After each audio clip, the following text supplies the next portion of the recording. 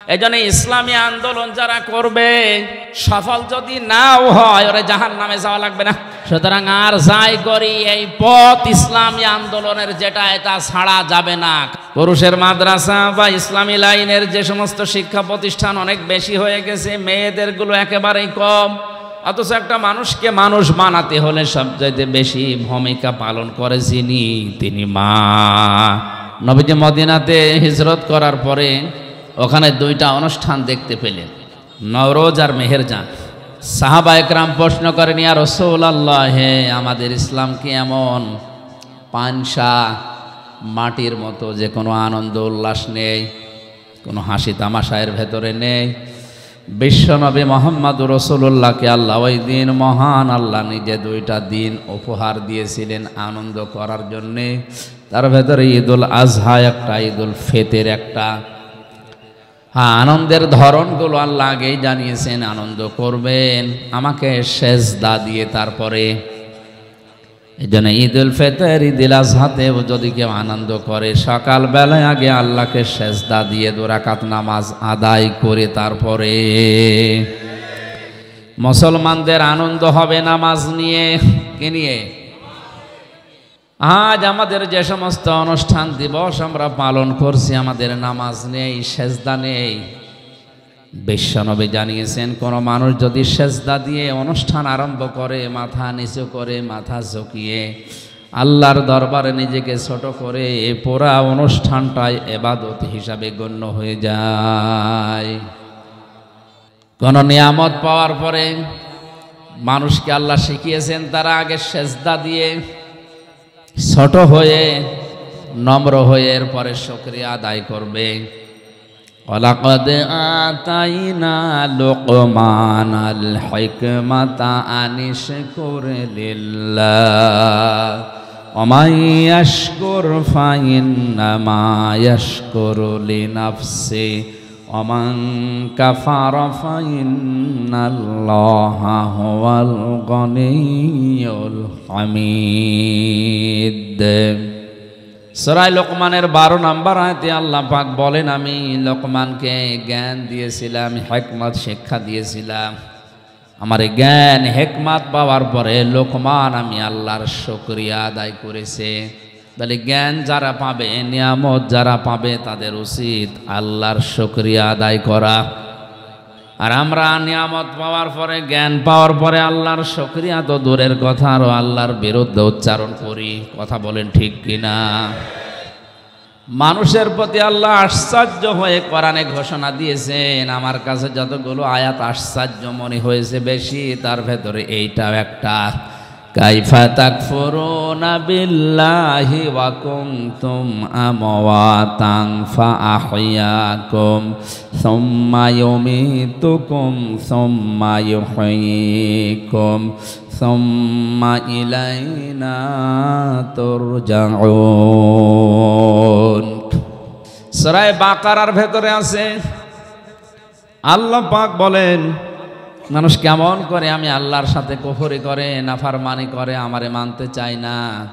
বালাগাত মানতে কে আছে? কাইফা শব্দটা ব্যবহার করা হয় এমন সেন্টেন্সের আগে যে কথা বলতে গেলে তার নিজেরও বিশ্বাস হয় না।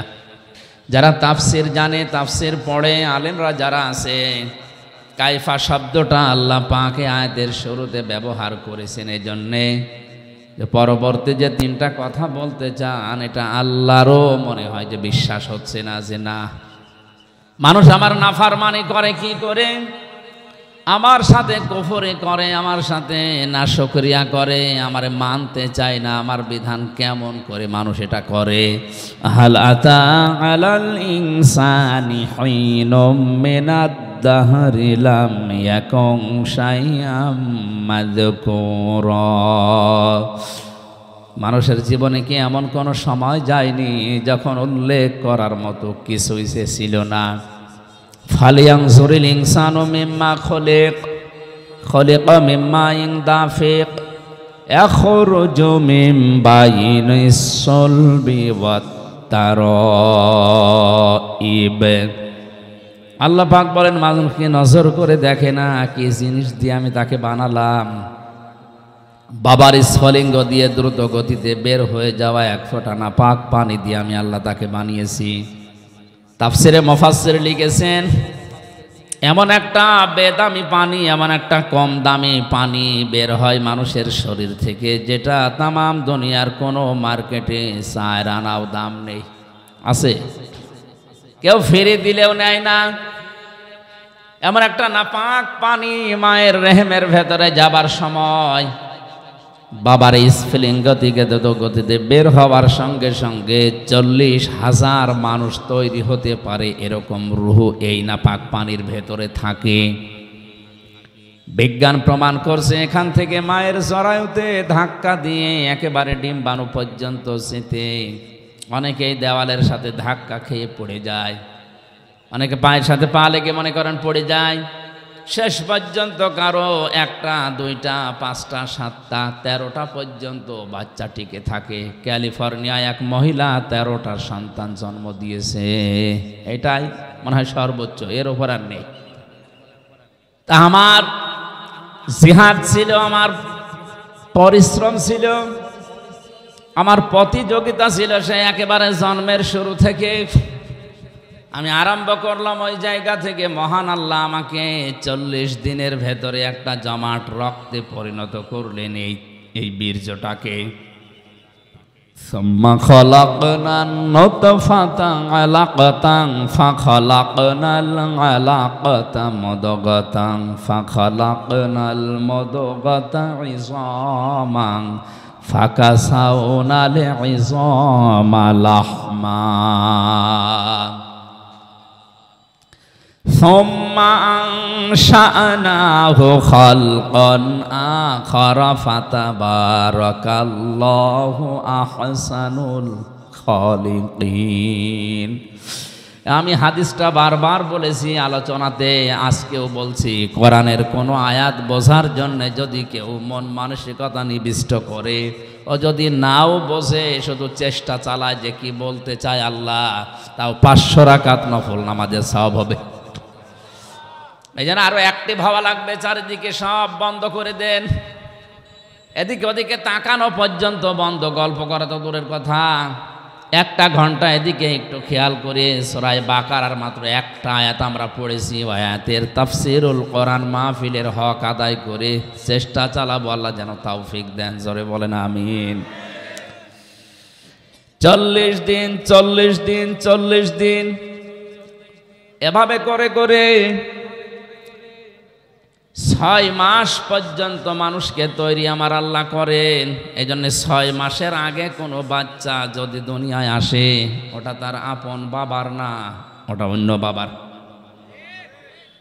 কথা বোঝেন আমার?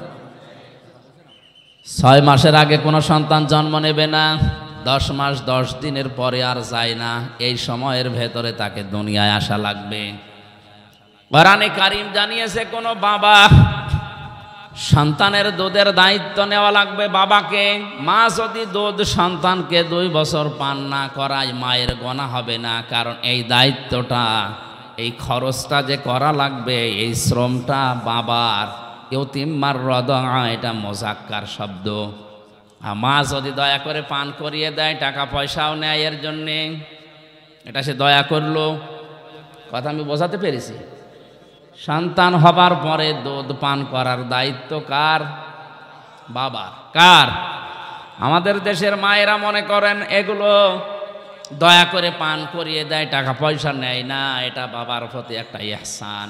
আল ওয়ালিদাতু ইউরদিউনা আওলাদাহুন্না হাওলাইনি কামিলাইনি লিমান আরাদা ইউতিম্মার রাদা। সূরা বাকারা 2 নম্বর পারা 17 নম্বর পৃষ্ঠার 1ম নম্বর লাইনের 232-33 নম্বর আয়াতে আছে। আল্লাহ পাক বলেন, আমি আদেশ করেছি এই পৃথিবীর যারা দায়িত্বে আছে, বিশেষ করে বাবা, তারা যেন তাদের সন্তানদেরকে 2 মাস পর্যন্ত দুধ পান করায়। তার মাকে দিয়ে হোক, ধাত্রী মাকে দিয়ে হোক, যাকে দিয়ে করাক। মায়েরা যারা এসেছেন আমি সহ যত মানুষ এখানে আমাদের স্ত্রীরা আছে সন্তানদেরকে 2 বছর পর্যন্ত দুধ পান করিয়ে দিচ্ছে, এটা আমাদের প্রতি একটা ইহসান। যদি আমরা এখানে কেউ স্ত্রীকে 2 বছর দুধ পান করানোর জন্য 50,000 টাকা দেইনি, দিয়েছেন? একটা শিশু জন্মের পর থেকে প্রতিদিন 8-9 বার করে দুধ পান করে মায়ের। বিজ্ঞান প্রমাণ করছে প্রতিবার যদি 1 পোয়া করে হয় তাহলে 8 থেকে 9 বারে প্রায় 2 কেজি করে একদিন 2 পাত পান মানুষ করে। এইটার ভেতরে আল্লাহ সব দিয়েছেন। এর ভেতরে পানি আছে, মিষ্টি আছে, এর ভেতরে ভিটামিন আছে, যা লাগে একটা মানুষের জীবন চালাতে সব এই দুধের ভেতরে। এজন্য বাইরের কোনো খাবার একাধারে 6 মাস যদি কোনো মানুষ নাও খায় কোনো অসুবিধা নেই। এমনও আছে দুনিয়ায় একটা মাত্র খাবার আছে যার নাম দুধ। এটা খেলে ভাতে খাবারের চাহিদাও পূরণ হয়, পানির চাহিদাও পূরণ হয়। এই জন্য সন্তান যদি জন্মের পরে মায়ের স্তনের দুধ বেশি করে পান করতে পারে তাহলে সে সুস্থ থাকে, হৃষ্টপুষ্ট হয়, এমনকি তার রোগ শোকও কম হয়। এমন এখন আমাদের রোগ সারে না, শরীরই চলে না, কারণ মায়েরা এখন অধিকাংশ সন্তানদেরকে আর দুধ দিতে চায় না, ফিডার খাওয়ায় আর ডানো আনো। আমাদেরকে পাগল পেয়েছে, আমাদের বলে ডানো আর আমরা নিয়ে আসি। ডানোর ভেতরে যে সমস্ত জিনিসগুলো দিয়েছে তার অন্যতম এটা পশুর একটা কিছু মিশিয়ে দেয়। পশুর যে দুধ আছে, পশুর ওই দুধগুলো ডানোর ভেতরে মিশ্রিত আছে।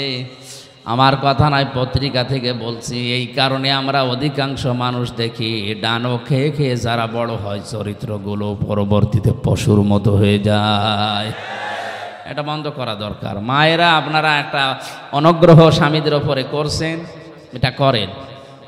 সন্তানকে দুধ পান করানো এটা যদিও বাবার খরচে, আপনারও দায়িত্ব আছে, কারণ বাবাকে আল্লাহ এই মেশিন দেয়নি, এই মেশিন দিয়েছে কাকে?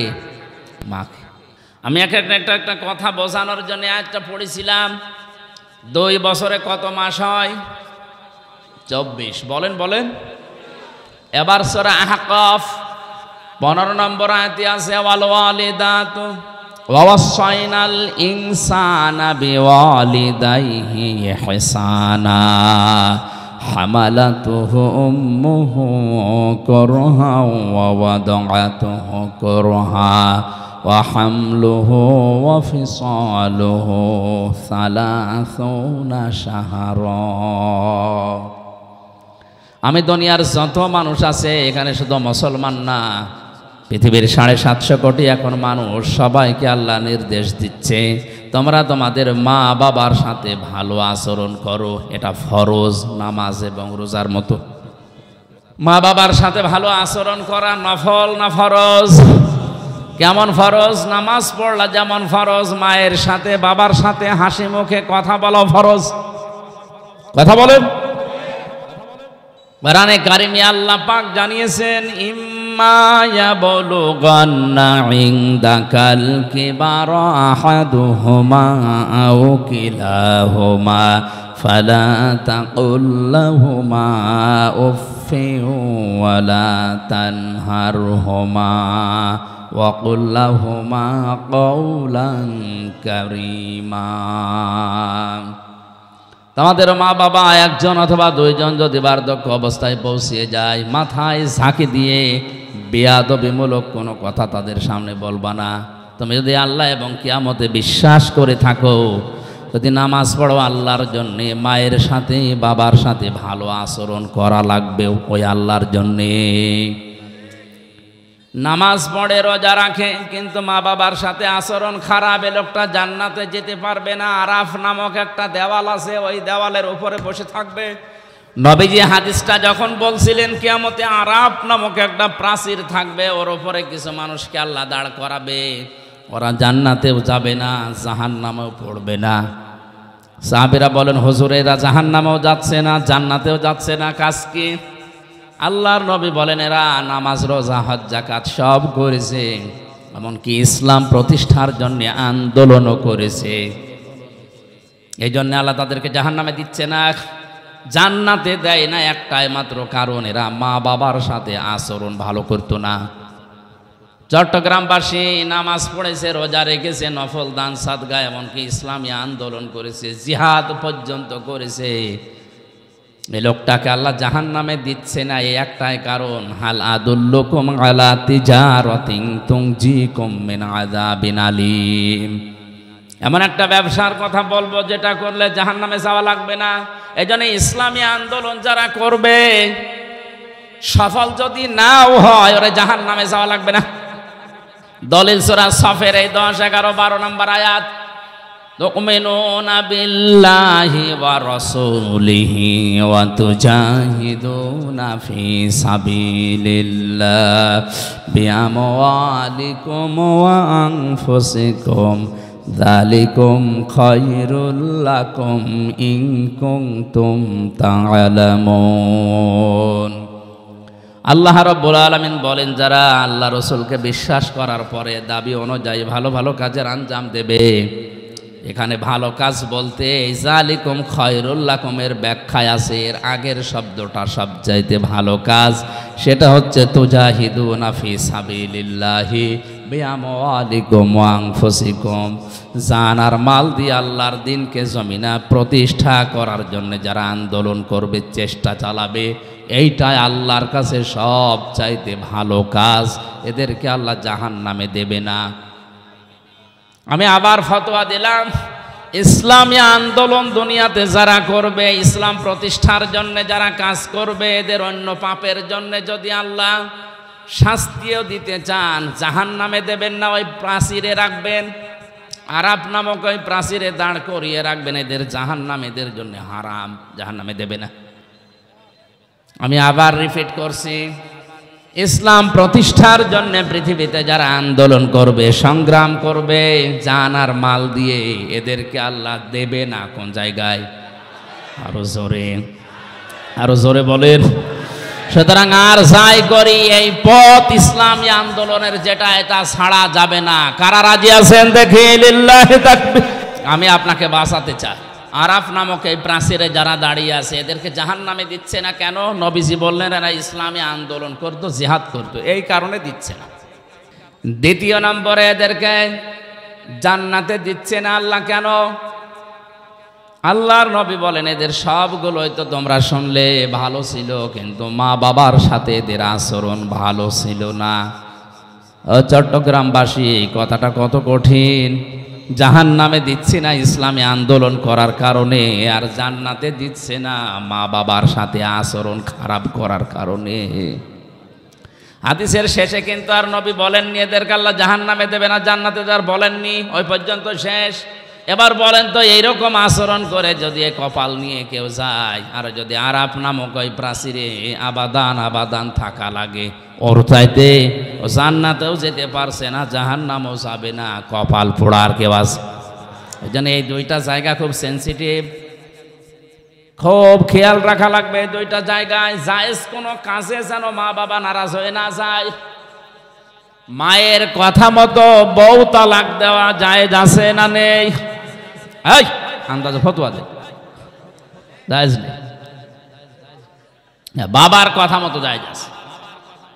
বাঁশখালীবাসী মায়ের কথা মতো বউ তালাক দেওয়া জায়েজ নেই, যদিও তাদের সম্পর্কটা খারাপ। নবীজি কেন এটা বলেছেন? কারণ আল্লাহর নবীকে আল্লাহ জানিয়েছেন দুনিয়াতে যত ফেরেশতা মার্কা মানুষ হোক, বউ শাশুড়ির সম্পর্ক একেবারে মা মেয়ের মতো 100 হয় না।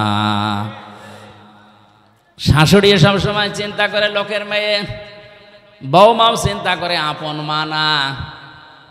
এক গাছের ছাল অন্য গাছে জোড়া দিলে যেমন লাগতে চায় না, 100 ওই রকম মেলে না। এই জন্য অধিকাংশ পরিবারে সন্তান বিয়ে করার পর থেকেই বইয়ের গোতাগতিতে আলাদা হয়ে যায়। আমার আল্লাহর দিকে আমি তাকিয়ে বলছি, আমার মনে হয় যে সমস্ত বোর কারণে মাগুলো বাবাগুলো আলাদা করে দিচ্ছি, এই বোর কাছে যদি তার আপন মার বাবা 2 দিন 5 দিন না 10 বছরও থাকে, কোনোদিন স্বামীকে বলবে না যে আলাদা করে দাও। বলবে আল্লাহ আমাদের মনের খবর আগে থেকে জানে, আমাদের আচরণ এই জন্যই জানিয়েছেন নবীজির মাধ্যমে যে মায়ের কথা মতো অন্তত বউকে তালাক দিতে পারবা না, হ্যাঁ বাবার কথা মতো পারবা। যদি বাবা দেখে যে বৌমার চরিত্র উলট পালট, ইসলামের নিয়ম কানুন মেনে চলে না, ক্ষতি হয়ে যাচ্ছে ইসলামের, তখন যদি সন্তানকে বলে যে বাদ দেওয়া লাগবে, বাবার কথা মতো আল্লাহর বিধানের দিকে তাকিয়ে হলেও বাদ দেওয়া যায় যাচ্ছে। তাহলে এখান থেকে মাসলা বের হলো দুইটা, মায়ের কথা মতো যত খারাপই হোক বউ তালাক দেওয়া, বাবার কথা মতো জায়েজ আছে। হযরতে ওমরের সন্তানকে হযরতে ওমরের কথা মতো আব্দুল্লাহ তালাক দিয়েছিল। হযরতে ইব্রাহিম আলাইহিস সালামের ইঙ্গিতে ইসমাইল নবী আলাইহিস সালাম তার স্ত্রীকে তালাক দিয়েছিল। কথা বলে না কেন?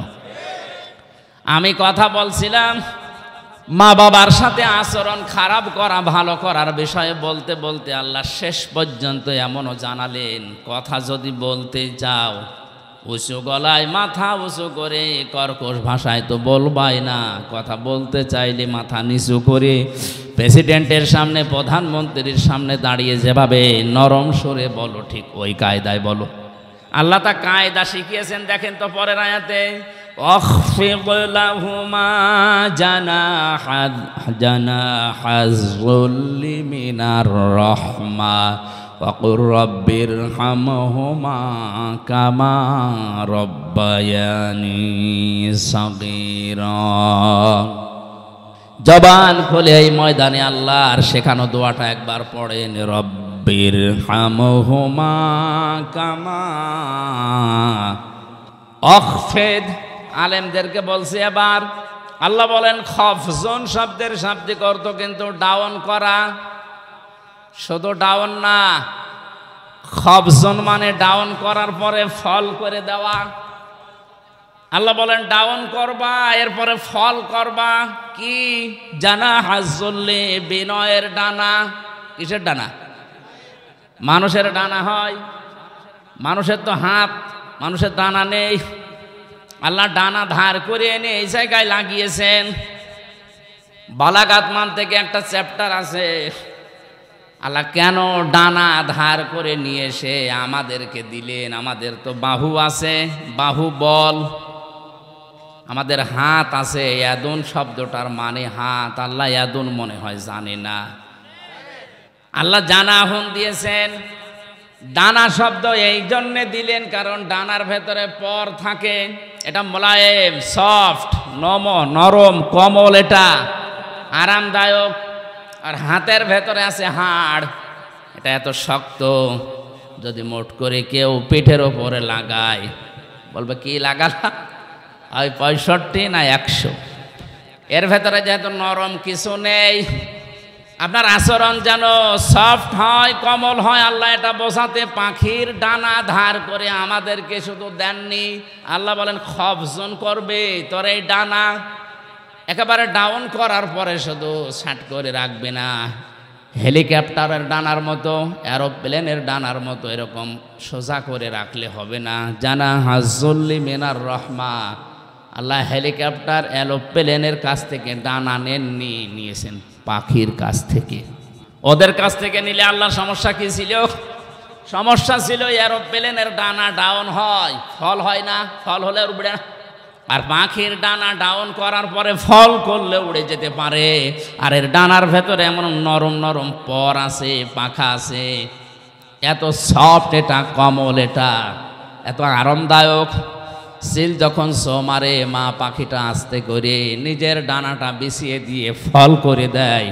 বাচ্চারা ওর নিচে একটা কিচির মিচির আওয়াজ করে, এটা অনির্বচন সুখ অনুভব করে। আল্লাহ দুনিয়ার মানুষকে উদাহরণটা দিয়ে বোঝাতে চেয়েছেন, পৃথিবীর মানুষেরা তোমার মা বাবা শেষ বয়সে এসে যখন তোমার আন্ডারে আসবে, তোমার এই ডানার নিচে থাকার পরে যেন মনে করে যে আমার হামজা থাকতে আমার আর অসুবিধা নেই। কথা বলেন না কেন? এরকম মনে করতে পারছে? বলেন বলেন না, এরকম মনে করতে পারছে না। সেই পরিবেশ নেই। আজ কাদের কারণে? আমি যতগুলো কারণ পেয়েছি তার অন্যতম কারণ হচ্ছে অধিকাংশ বাড়িতে তার বউ না। এ এলাকায় এখন এসব নেই, আর এই বউকে বারবার কান পড়া দেয় এর বর মা আর ওর বড় বোন আর ওর আশপাশের ভাবি যারা আছে তারা বলে আর কতদিন থাকবা, আলাদা হও, আরামে খেতে পারবা। এরকম কার কার বউকে দেয় একটু হাত তোলেন তো। এই হাদিস মনে হয় এই এলাকায় বলা ঠিক হইল না, এটা আমাদের কুষ্টিয়ায় আছে। সম্মানিতা মা বোনেরা কোন প্যান্ডেলে আছেন আমি জানি না, একটা স্বামীও হাত তোলেনি। আপনাদের চরিত্র কত ভালো, এরা হাত না তোলার পেছনে কারণ আছে দুইটা। এক নম্বরে যদি কেউ হাত তোলে ক্যামেরা হচ্ছে, ও বাড়ি গিয়ে ইউটিউবে দেখবে আমার লোক হাত তুলেছে, আপনার হাতই বন্ধ করে দেবে। দ্বিতীয় নাম্বারটা আমি বললাম না। দেখেন জানা হাজুল্লিমিনার রহমা দেওয়ার পরে আল্লাহ রাব্বুল আলামিন এই দোয়াটা মানুষকে শিখিয়েছেন যে এই দোয়া করো, রব্বির হামহুমা কামা রব্বায়ানি সগীরা। ইয়া আল্লাহ, এই মা বাবা ছোটবেলায় আমার প্রতি যে স্নেহ, যে দয়া, যে মায়া, যে রহমত দেখিয়েছে, যদি দর্শন শক্তি না পেতাম তাহলে মানুষ আমারে কানা অন্ধ বলে ডাকতো। যদি আমি আকেল শক্তি না পেতাম দুনিয়ায় আল্লাহ পাঠাতেন ঠিক, কিন্তু পাগল হয়ে আসতাম। এখরুজু মিন বাইনি সলবি ওয়াত তারাইব এই শব্দের ব্যাখ্যায় ডক্টর মরিস বোকাইলি আমি অনেকগুলো তাফসিরে পেয়েছি, কিন্তু এই জায়গায় যে উনি বিজ্ঞান, সায়েন্স এবং বাইবেল নিয়ে একটা বই লিখেছিলেন, ওখানে আয়াতের ব্যাখ্যা করতে গিয়ে সুন্দর একটা তথ্য দিয়েছেন। লিখেছেন মায়ের নাপাক পানির ভেতরে বাবার নাপাক পানি প্রবেশ করে আমার আল্লাহ 8টা জিনিস বানান। চুল, রগ, হাড় আর পর্দা, রক্ত, গোশত, চর্বি আর চামড়া। মায়ের ওই নাপাক জিনিস, বাবার ওই নাপাক জিনিস দিয়ে 8টা জিনিস হয়। বিজ্ঞান এখন জানিয়েছে মানুষ তৈরি করার জন্য কমপক্ষে 13টা উপাদান লাগবে। কয়টা? মার বাবা দিয়েছিল 8টা, ওইটাও আল্লাহ বানিয়েছে।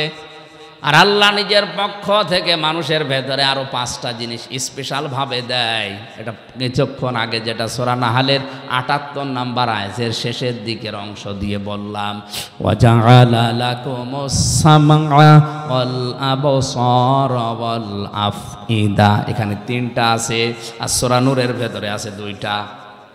এই 8, 5, 13টা জিনিস যখন এক হয়ে যায়, ফেরেশতারা জিজ্ঞাসা করে রব্বুল আলামিন এটাকে কি আমরা এখন ছেলে বানাবো না মেয়ে বানাবো? সিদ্ধান্ত দেওয়ার মালিককে। যারা মেয়ে হলে বা ছেলে হলে রাগারাগি করে স্ত্রীর সাথে, রাগারাগি স্ত্রীর সাথে না, ও যেন করছে পোকারান্তি আল্লাহর সাথে। কারণ এর দায়িত্ব তো আপনার মা বাবার না, স্ত্রীরও না, স্বামীরও না, এ দায়িত্ব কার? ফেরেশতারা কমপ্লিট করে জিজ্ঞাসা করে আল্লাহ যদি বলেন ছেলে বানাও, দুনিয়ার তামাম একদিক হয়ে গেল, এই সিদ্ধান্ত নড়াতে পারবে না।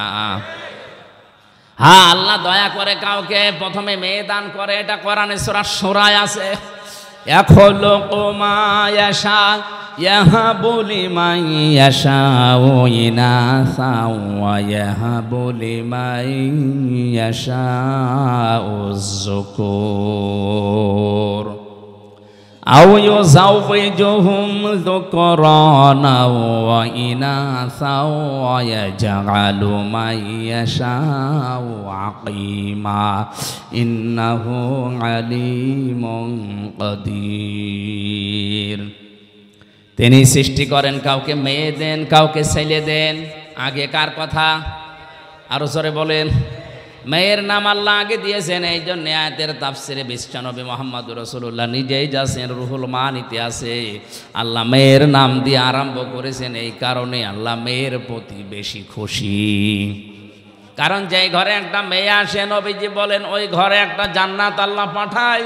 ওর ওপরে যদি 4টা দায়িত্ব তার মার বাবা গার্জিয়ান পালন করে, কিয়ামতের দিন আমি নবী গ্যারান্টি দিচ্ছি, সবাই যখন বিচারে থাকবে এই মেয়ের প্রতি 4টা দায়িত্ব পালনকারী মা বাবা আর গার্জিয়ান আমি নবীর সাথে এভাবে পাশাপাশি থাকবে। মা বাবা আর গার্জিয়ান যারা আছেন, 4টা কাজের প্রথম নাম্বারে তার সুন্দর নাম রাখা।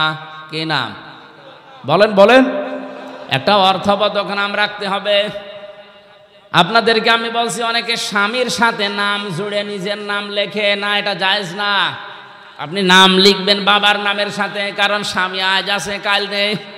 কিন্তু আমার মেয়ে মাওয়ার ফারিহা একেবারে মরণ পর্যন্ত ওদের সাথে সম্পর্ক কোনোদিন কাট হওয়ার সম্ভাবনা আছে। আশা করছি মাসলাটা বুঝেছেন। এখন থেকে বাবার নামের সাথে মিলিয়ে দেবেন, স্বামীর নামের সাথে না। মেয়ে যেই ঘরে আসে সুন্দর একটা অর্থবোধক নাম তার রাখা দরকার। কিয়ামতে আল্লাহ যদি মানুষকে মাফ করতে গিয়ে একেবারে কিছু না পায়, একটা নাম যদি পায় সুন্দর ইসলামী নামের ওসিলাতে হলেও আমার আল্লাহ শেষ পর্যন্ত মাফ করে দেবে। একটা হাদিসে পড়েছিলাম কিয়ামতে আল্লাহ বিচারের ময়দানে ডাক দেবেন মরিয়ম, হাজার হাজার মরিয়ম দাঁড়িয়ে যাবে। রব্বুল আলামিন বলেন আমি তো এত মরিয়ম চাইনি, আমি চেয়েছি ঈসা নবীর মা মরিয়মকে।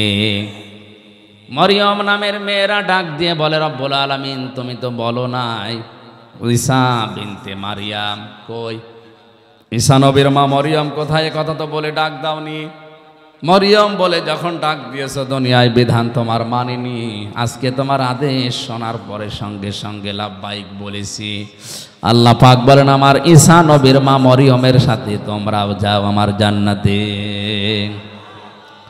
তো এমন নাম যদি রাখেন যে নাম শুনলে কুকুরেও হাসে। একজনের নাম শুনেছিলাম কুকু। বিশ্ববিদ্যালয়ে থাকাকালীন আমার এক স্যার গল্প বলছিলেন, এক লোকের নাম ছিল ফ্যান চাটা। লোকজন গরিব মানুষ, তাই জন্য ওই নামেই তারে ডাকে। ধনী হয়ে গেছে লোকটা, এখন টাকা পয়সার মালিক, চিন্তা করছে আমার এত কিছু হয়েছে কিন্তু নামটা হবে না। এলাকার মেম্বার চেয়ারম্যান মানুষদেরকে ডাক দিয়ে গরু জবাই করে খাওয়িয়েছে। বলছে আমার নামের পরিবর্তন করবো আজকে। পোস্টার তো ছাপিয়েছে, এই পোস্টার এবার উদ্বোধন করবে চেয়ারম্যানকে দিয়ে।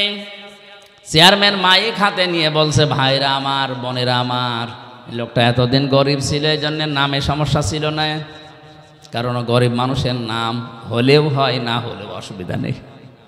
আজকের টাকা পয়সা অর্থ সম্পদ সম্মানিত মানুষ আল্লাহ তাকে বানিয়েছে, আজকে নামের পরিবর্তন করতে চায়। আপনাদের সবাইকে খাওয়াইয়েছে, আমিও খেলাম, আজকে থেকে ওর নাম আমি পাল্টিয়ে দিলাম। ওর নাম এখন থেকে ফ্যান চাটা নয়, নাম হবে মধু চাটা। লোকটা মাইক হাতে নিয়ে বলছে ভাইরা আমার গরু ছাগলও গেল, এলাকার মানুষ আমার বাড়িতে দাওয়াতও খেলো, আমার নামেরও পরিবর্তন হইলো, কিন্তু নাম থেকে ওই চাটাটা আর গেল না। আগে ছিলাম ফ্যান চাটা, এখন কি চাটা। এই জন্য আপনারা যারা গার্জিয়ান আছেন, মা বাবা বড় ভাই, তারা সন্তানের নামটা রাখবেন এমন ভাবে অন্তত নামের প্রভাব যেন তার কর্মজীবনে পাওয়া যায়।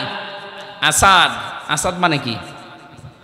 সিংহ। আসাদ মানে এরকম নাম যদি অর্থবোধক রাখেন, আসাদুজ্জামান, জামানার সিংহ বড় হয়ে যেন ইসলামের সিংহ হতে পারে। আসাদুল ইসলাম শান্তির সিংহ, শক্তিশালী মজবুত। এরকম ইসলামের জন্য আমাদের সিংহ মার্কা পুরুষ দরকার আছে না নেই? নাম রেখে দিয়েছে বল্টু। এজন্য অর্থবোধক একটা নাম রাখা। 2 নম্বরে শুধু নাম রাখা না, তার পেছনে খরচ করা। একটা সন্তান প্রতিপালন করতে গিয়ে যদি কেউ খরচ করে সেই মেয়ের পেছনে, কিয়ামতের দিন ওই টাকা পয়সার হিসাব আল্লাহ নেবেন না।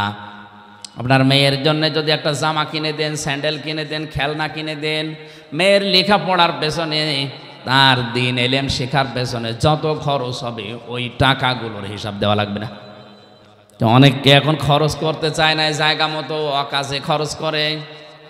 3 নম্বরে মেয়েটাকে শুধুমাত্র শিক্ষা দেওয়া, মানে টাকা পয়সা খরচ করে তার পেছনে বড় করা না, তার পেছনে দ্বীনের শিক্ষা দেওয়ার জন্য ব্যয় করার সামর্থ্য অনুযায়ী। বাংলাদেশ সহ আমাদের মুসলিম দেশগুলোতে এখন বিশেষ করে এই লাইনে যেগুলো আছে, এই লাইনেরগুলো আমরা ইসলামী শিক্ষা পুরুষদের তুলনায় মেয়েদেরকে অনেক পিছিয়ে দিয়েছি। পুরুষের মাদ্রাসা বা ইসলামী লাইনের যে সমস্ত শিক্ষা প্রতিষ্ঠান অনেক বেশি হয়ে গেছে, মেয়েদেরগুলো একেবারেই কম।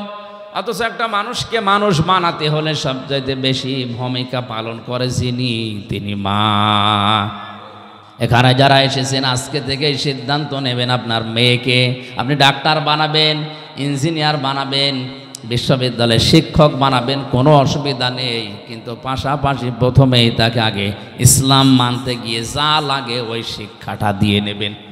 আর এই শিক্ষাটা যেখানে পাওয়া যায় এরকম জায়গায় আপনি যাবেন, এটা তো পাওয়া যাবে কারিতাসের যে স্কুলগুলো আছে এখানে, আশা, ব্যারাকে, কথা বলেন না, সন্তানকে প্রথমেই দেওয়া লাগবে ইসলাম মানতে গিয়ে যে নিয়ম নীতিগুলো আছে এগুলো যেখানে শেখায় তার নাম মাদ্রাসা।